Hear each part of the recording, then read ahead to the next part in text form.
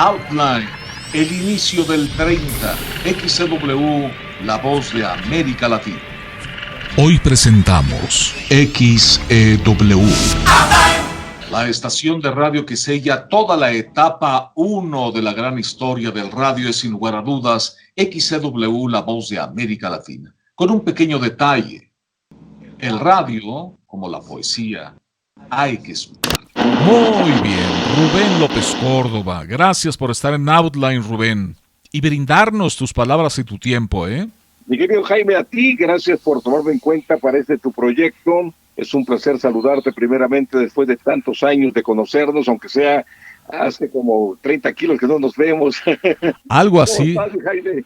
Muy bien, Rubén, antes de llegar al inicio personal, a tu inicio, sabemos que has sido parte del elenco estelar de XCW y recordamos que XCW es dominante casi absoluta de la primera etapa de la radio en México, reinado que dura en términos prácticos 28 años, pero que es un legado por siempre para la gran historia del radio. Sabemos también que eres un conocedor de esa primera etapa, así que por favor, Rubén, platícanos de tu casa XCW. Déjame hablarte un poquito de la Catedral de la Radio en México, la XCW, la voz de la América Latina desde México, que como cualquier locutor de la hermosa provincia mexicana, el sueño más grande es ser algún día o pertenecer a la planta de locutores de la W, cosa que tuve yo el privilegio. Sí, felicidades. Me tocó ser parte del cincuentenario de la W en 1980 y por tal motivo tuve la oportunidad de aprender un poquito, escuchar a la gente que conoció la historia grande de la W, que comienza sus transmisiones un 18 de septiembre de 1930 en los altos del Cine Olimpia, en la calle de 16 de septiembre. En aquella época de los años 30 había muy pocas estaciones de radio. La primera inclusive fue en 1923, la XCB, una estación de una cigarrera, la XCB, la del buen tono. Pero el señor don Emilio Azcárraga tuvo la oportunidad de conseguir esta concesión de la frecuencia W en el 900 de AM y comenzó aquella transmisión tan importante, 20 horas, 8 de la noche, con un elenco estelar espectacular en aquel entonces que comienza a difundir su señal ya oficialmente, formalmente, porque quiero decirte que según cuentan los que fueron testigos de la historia de la W, comenzaron a hacer sus prácticas, sus pruebas de sonido, y el 7 de septiembre de 1930. Para el día 15 de septiembre, aunque usted no lo crea, los técnicos, como siempre, de primer nivel, hicieron la primera transmisión. ¿De dónde dirá usted? Exactamente del Palacio Nacional, en el grito de la independencia en aquel entonces, oiga usted, que se llevó a cabo en aquella noche, 11 de la noche. Eso fue la primera señal que se escuchó ya de la estación. Esa fue la primera transmisión, Rubén. La primera transmisión, sí. Y ya oficialmente, ya con la presencia del señor, el dueño de la estación, el señor don Emilio Azcárraga Vidaurreta, ya fue exactamente la fecha del 18 de septiembre, que por cierto, hay que decir, es el aniversario de su hijo, de don Emilio Azcárraga. Ya era el día en que nació también ese chamaco para aquel entonces, la promesa de la comunicación para el señor Azcárraga Vidaurreta. O sea que Emilio Azcárraga Milmo nació el 18 de septiembre. Fíjate qué interesante la fecha. ¿Cómo no? ¿Cómo no? Clave. Comienza la primera transmisión con música. Fíjate qué lindo tema escogieron para iniciar la transmisión ya oficial y formalmente de la radio, con una música de Beethoven. ¿Sabes qué fue? La primera pieza que se escuchó en la radio fue el himno a la alegría. Esa fue la primera pieza musical. Pero ¿cómo? ¿Fue con orquesta? ¿Fue una orquesta? Fue la orquesta típica de la policía, que fue dirigida por el señor Miguel Lerdo de Tejada. Fíjate qué interesante el dato. Y el himno a la alegría de Beethoven. Así nació la radio en la W. Así inició. Y el locutor primero que se escuchó fue don Leopoldo de Samaniego. Me platicaban que lo que dijo fueron las siguientes palabras: amigos, esta es XCW, la voz de la América Latina desde México. Ahí comienza la historia de la comunicación. Oye, qué interesante, qué viaje es el que nos estás ayudando a hacer. Gracias, Rubén, gracias. En esa ocasión contaron con la presencia de, ya era figura, Juan Arbizu, la señora Josefina Chacha Aguilar, estaba también el señor Francisco Salinas, doña Ofelia Eurosa, que supe, ¿sabe quién era la mamá de quién? De Jorge Yáñez, un directivo más tarde de la XTQ y que trabajó en Televisa Radio. Sí, cómo no, en la Q. Uh-huh. Así fue la Oye, un insert de pura casualidad. Me voy a salir completamente del tema, pero tú lo mencionaste. La primera transmisión en la radio mexicana, bueno, sabemos que fue en el 21 con Constantino de Tárnava, pero tú mencionaste que la B grande, la del buen tono, fue en el 23. Sí. Entonces, ¿no tienes datos de qué fue lo primero que transmitió la B grande? Bueno, la B, la de buen tono. ¿No tienes algún dato a la mano? No tengo datos a la mano, pero sí quiero decirte que la radio comenzó, porque poca gente sabe la historia de sí de la comunicación. Las emisoras, es increíble, pero los periódicos de aquel entonces ya tenían la iniciativa de tener su estación de radio, inclusive lo que actualmente conocemos como el PRI, un partido político, tenía también ya sus primeras experiencias de una concesión, obviamente muy rudimentaria, pero tenían ya ellos la inquietud de comunicar con las personas. Sí, hay una tabla. Disculpas, Rubén. Rosalía Velázquez Estrada investigó el periodo y presenta en un sitio de la UNAM, de históricas, un cuadro de las 10 primeras estaciones de radio en México. Un trabajo muy interesante. Estoy presentando el link para quienes gustan visitar y saber un poco más de estos datos interesantes de las primeras 10 estaciones de radio, desde el 21, y la que estás mencionando aparece en esta tabla.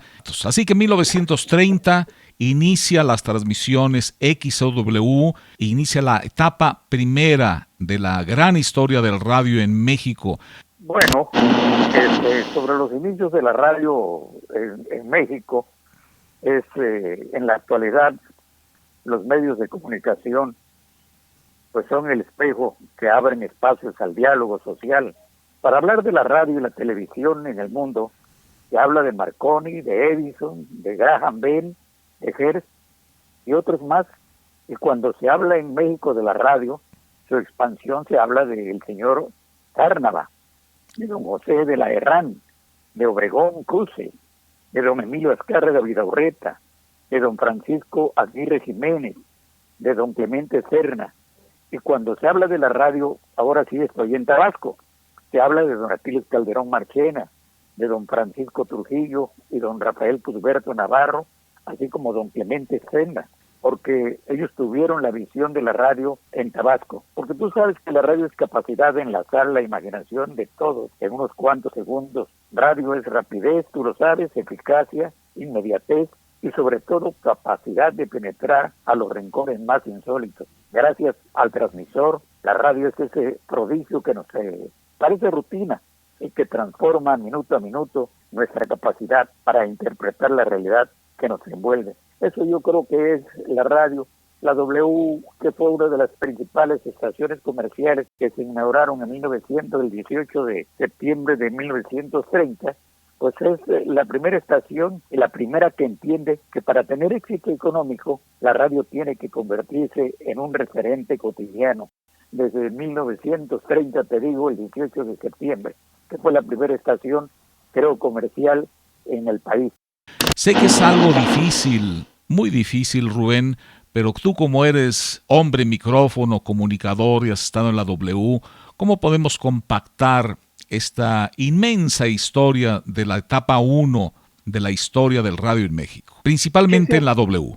¿Qué hacía falta al pueblo mexicano? Eran pocos habitantes, no eran ni siquiera una cuarta parte de lo que actualmente somos de mexicanos, y surgió la estación con una misión importantísima: llevar noticias, entretenimiento y hacer buena compañía a la gente de nuestro México, de estos estados, de esos pueblos. Y la estación comenzó con una potencia, fíjate, de 5,000 watts. Más tarde le aumentaron a 50,000 watts y cuando yo tuve el privilegio de estar ahí tenía 250,000 watts. 250,000, bueno, pero estamos hablando ya de los 80, ¿no? ¿Cuándo llegaste? Efectivamente, de los años 80. Ajá, 250,000, pero empezó con 5,000. 5,000 watts. Oye, regreso un poco, tú mencionaste que la misión en la W, por lo menos, era difundir noticias, entretenimiento, y el entretenimiento, supongo yo, en un alto porcentaje, música, ¿no? O sea que la W, la radio, podemos mencionarla así, que nació con noticias y música. Así es. Pero algo fundamental para hacer el acompañamiento y tener entretenida a las familias mexicanas, surgen las radionovelas, fíjate. Qué interesante, la radionovela, sí. La primera radionovela que se difundió fue la de Los Tres Mosqueteros, y de ahí es real. En la transmisión de la W, me cuentan en los años 30 y 40, el 80% era de radionovelas. ¿Qué porcentaje, perdón, Rubén? Un 80% de la transmisión era de radionovelas. Oh, en vivo.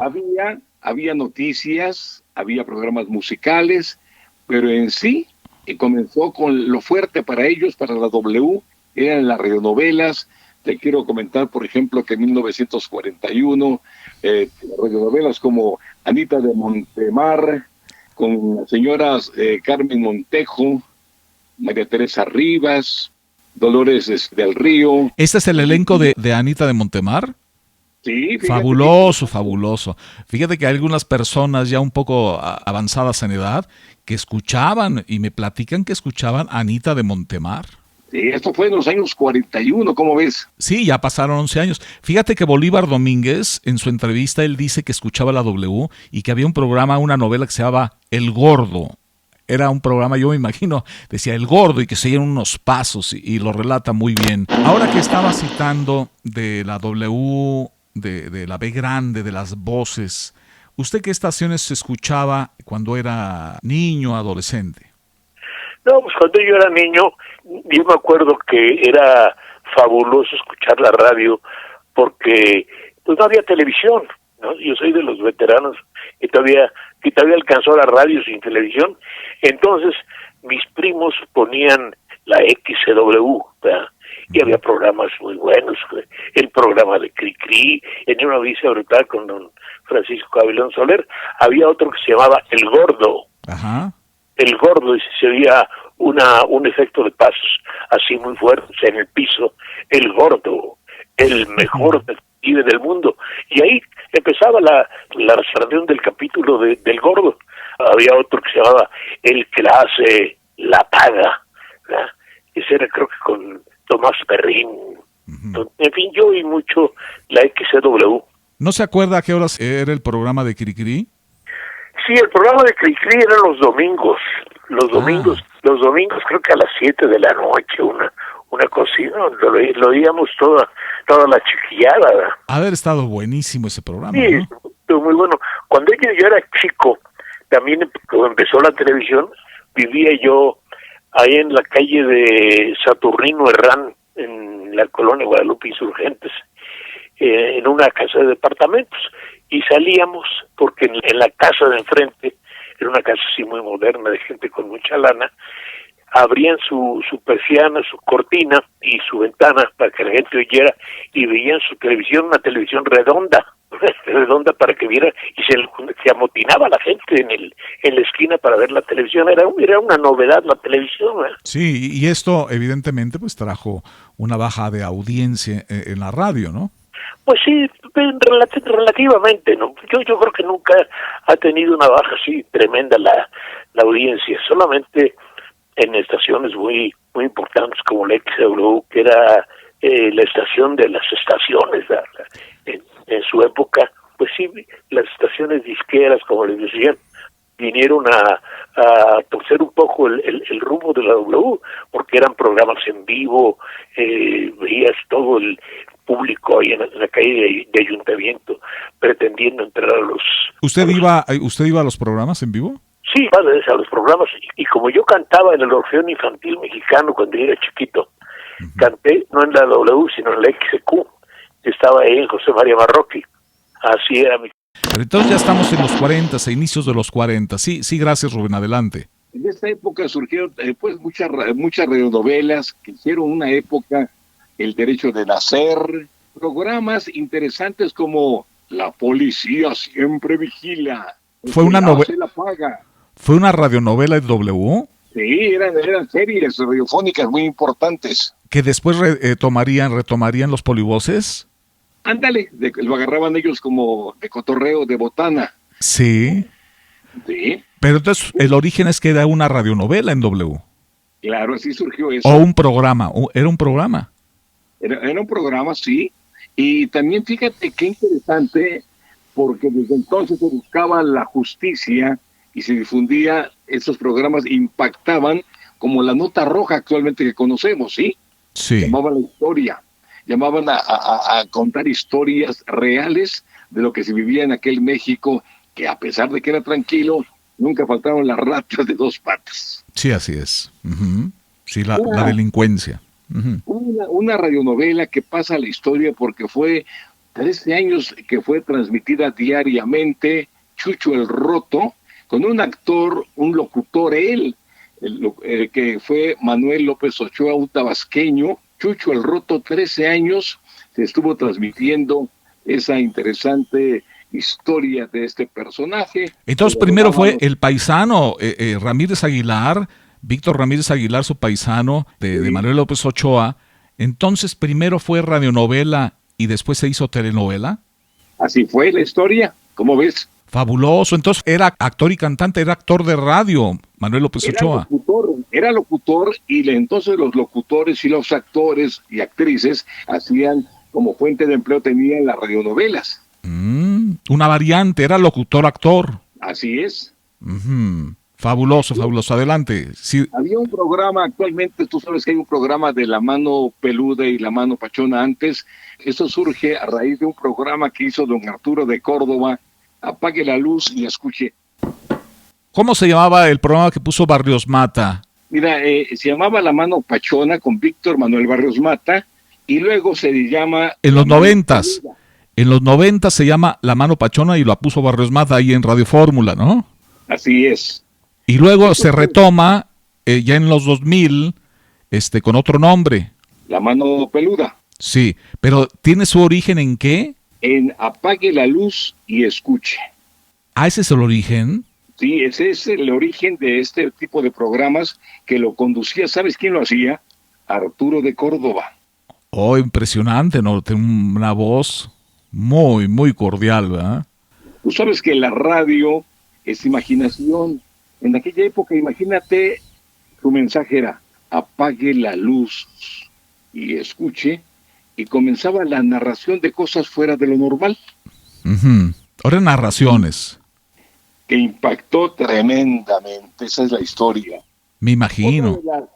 Otra de las radionovelas y programa que pegó mucho fue El Ojo de Vidrio. ¿Eso de qué trataba, Rubén? Pues también personajes así de suspenso. Ajá. Ok, una narración, historias narradas, me imagino en vivo, ¿no? En vivo, sí, porque en aquella época las radionovelas se hacían en vivo, no había lo de grabar en cinta. A ver. Era todo en directo. Hablaba yo con un agente que es parte de la historia, amigo mío, seguramente que tú lo conoces, Pablo Farril. Ajá. Este muchacho llegó siendo un chamaco de 14 años a trabajar en la W, llegó como operador, pero fue parte de las radionovelas porque hacía los efectos él. Toda una labor, un elemento importantísimo, ¿no? Los efectos. Primero el escritor, claro. El señor Martínez, pieza clave ahí en XCW.